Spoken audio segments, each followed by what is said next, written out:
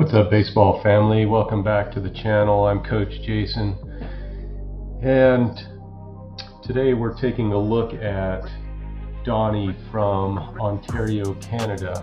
If you're new to the channel, consider hitting subscribe for more pitching tips, drills, exercises, and workouts that I provide on the channel to you, the viewing public, baseball community. Today we're going to look at some core points, balance and posture, stride length, direction, arm action, timing.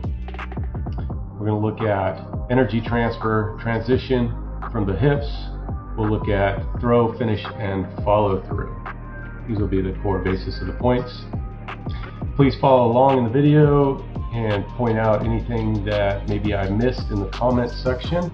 If you would do a favor for me, please, and hit the like button, as it helps support the channel and promote the video out to more of the viewing public. Appreciate all of you showing up today. All right, let's take a look and dive into Donnie. He's 14 years old, by the way. Let's take a live look here. Okay. All right, a little slow-mo. What'd you guys see there? Let's reset that. All right. We didn't catch the set stance, so we don't have that to go from. I can envision that, maybe it started out. But anyways, on the set stance, if you're not familiar, what I like to do is be about shoulder width apart on the set stance, and then load or preload the back hip a little bit, and get into your load. If you're going from the stretch position, from the wind-up position, obviously that's going to be a little bit energy difference with that, depending on your style of pitching from the wind-up. Since what we have is load height here, we'll talk about load height. Okay, so this position here, I'm not a huge fan of this inversion swing. I've seen this done by a buddy of mine that pitched for the Yankees, where it was kind of a swing in to swing out, swing the hip forward. And this is a grown person that we're talking about handling that type of pitch style. What I'd rather do is take the front leg and bring it down here more, so it's more inverted this way, and then driving it back out towards your target instead of swinging in to swing it back out. I think that would be a better position to be in. In terms of stride length, I'm going to grab a marker here. So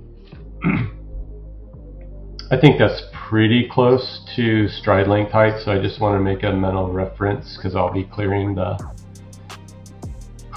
video or the markers off. So we'll go to that pole. Okay, got it. From the hand position, this angle is okay. Nice and I'd like it to be nice and relaxed. It looks cold out there, so I'm sure you guys are, when you shot the video and sent it to me, that it was pretty cold outside and you're trying to capture something pretty quick to send it off. I think this is okay for right now. I don't see any major adjustments with that. Eyes on frame, right? Shoulder on frame, hips on frame, knee and ankle, so that's good. And let's carry on. So as we go into the low balance break component. Okay, so it's like over a fence and then drop into the hip. This is a very awkward, I'm not sure what's happening. Can we take, let's switch this knee here, right? So we'll switch that position inward, so that, and then the leg should be out this way instead of the inverse of that. I think would be a better position to be in at the moment. Handbrake looks okay here, right? Head still on frame, so it's a very swing into position. So yeah, this hip looks okay, but I'm tending to think that the separation is going to be off a little bit here. This may be a little inward, so we're more of a push throw, where I feel like this shoulder is going to leak out, even though he's trying to stay inside of it here, but the hip's going to lead it off and take you away. All right, so work on the front loading piece and come down through it. Check out my video on pitching mechanics on the very first, when you hit my page. It's just the basics of the mechanics of it, but it'll take you through the positioning. Okay, so like, see how it's just kind of a dive into the target? This is definitely a little interesting system from separation. All right, let's go to landing. Okay, so this is exposed here. A little bit is okay. The hip, what I'd like to see is this hip lead out and then this shoulder follow the hand. Right now it looks like the shoulder is, I want to delay it. So I want to land inverted here and have some disassociation from the pelvis bone, right? The muscles there, but keep that inverted as long as we can to our landing point with our front foot. And then the back hip fires and brings our shoulder through to throw. So there's some timing and sequencing here that is a little bit disarray, but see how that ball stays out front. There's no scapular load really. There's no bringing the ball back to an arm spiral back here to an external lay back from the shoulder, it looks like. It's all a push throw. It's really, and then that front arm kind of leads out and around, right through here.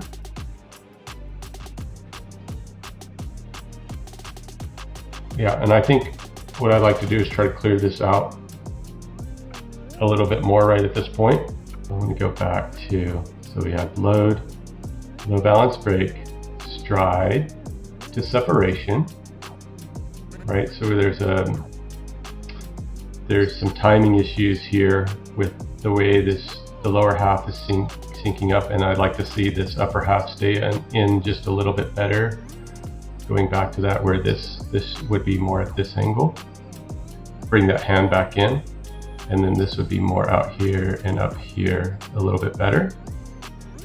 Landing, okay, and then this arm would stay inside like this a little bit better, and have more separation from the upper half and the lower half, right? Then this would clear here, and then this would follow. We'll put some pictures up for you guys. Let's go to the energy transfer phase. So we're transferring the energy from the hips. Okay. So I'd like to get to, the first thing I'd like to address is this part here where there's a little bit early disconnect from the ground at this point, while he's into layback at this juncture. So basically this is an all arm throw, and it looks very pushy to me. So I think we could get a lot better just by staying separated longer into the stride length to the landing point, and then working through the energy transfer phase a little bit more efficiently. The leg piece looks to be okay at the moment. And then going back to the stride length, I think this was my marker. So I'm gonna say the stride length is fine. It's not an issue. It's how we're getting to the stride length that probably needs to be cleaned up a little bit, or definitely needs to be cleaned up a little bit, Donnie. Okay, so as we go through the throw or the release of the throw, what I'd like to see is this line at this point be a little bit stronger here, and then the foot can come up at this point, but we'd like to maybe have the leg be long, like straightened out just a little bit more if you can handle it, going into trunk flexion, into extension through the release of the ball over this front side.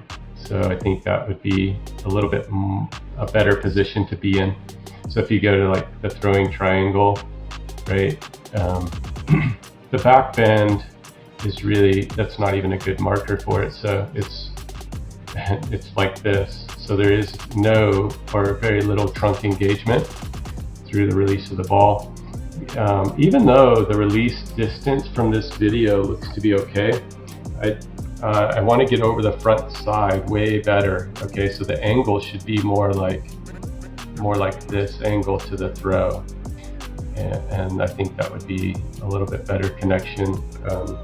I think it's right around 45, 50 degrees probably would be a good angle for it.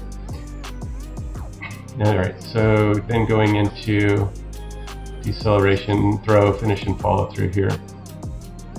So everything is kind of rounded. Everything's kind of pulling back this way, leaning to the left to bring the hip through. This is fairly unstable, so we want to stay behind the pitch, stay behind the ball as best we can through the release of the throw.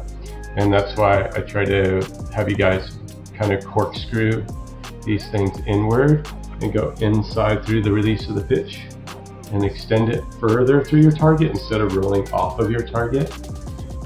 A lot of it has to do with this hip clearance and then your posturing, squaring up to the target a little bit better through the release point. So we're getting here to a braced position, but it's a little too late, right? The timing of it is off. And then you can see he's still trying to look there. This angle looks okay to me, but I go back to the point, guys, where we're leading into separation. This is a very awkward lead of the hip. And then it's a very front-loaded throw right here. So it's hitting the shoulder to throw the ball. So we're hitting the anterior side versus trying to throw with the posterior side of your shoulder. That'll save a lot of wear and tear and some incidents, keep you healthy a little bit longer too, and going into a better arm spiral, staying back on it, okay? Listen guys, short and quick tonight. I appreciate all of you. Thank you for the love. Don't forget to hit the like button on the way out. And until I shoot the next video, I'll see you guys next time. Oh, one other thing. If you want to send me a video, the email is in the caption. Shoot it horizontal and then email it over to me, and I'll get to it as fast as I can. Have a good day.